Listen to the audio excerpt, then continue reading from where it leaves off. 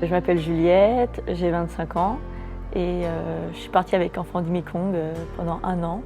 J'étais en Birmanie et j'étais chargée de programmes de parrainage et de projets. J'allais en fait dans des foyers ou dans des familles et donc je rencontrais les filleuls. Je vérifiais s'ils étaient en bonne santé, à l'école, comment ça se passait et s'ils avaient d'autres besoins. Et je relatais en fin de compte toutes ces informations au parrain.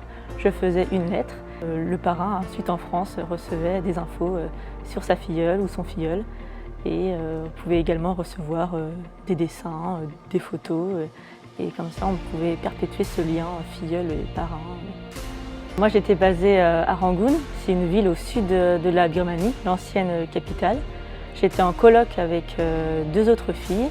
Donc souvent j'étais 1 semaine à Rangoon et ensuite je partais 3 semaines en mission dans les foyers.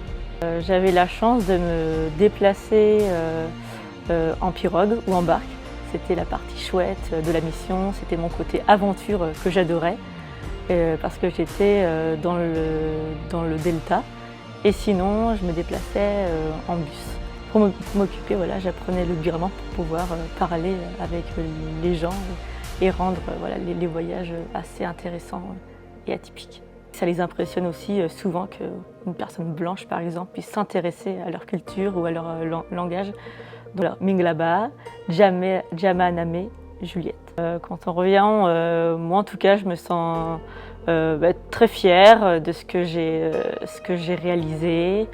Je sens que j'ai aussi grandi parce que pendant 1 an, j'ai réussi à me débrouiller seule. Quand j'étais par exemple perdue, que je n'avais pas pris le bon bus et qu'en début d'année, je ne parlais pas birman, qu'il n'y avait aucun panneau pour m'indiquer la direction. Sur le plan humain, je pense que j'ai bien évolué, j'ai pris confiance en moi, faire partie du maillon de la chaîne Enfants du Mékong et d'avoir pu apporter un petit quelque chose à ces enfants et aux gens qui sont là-bas.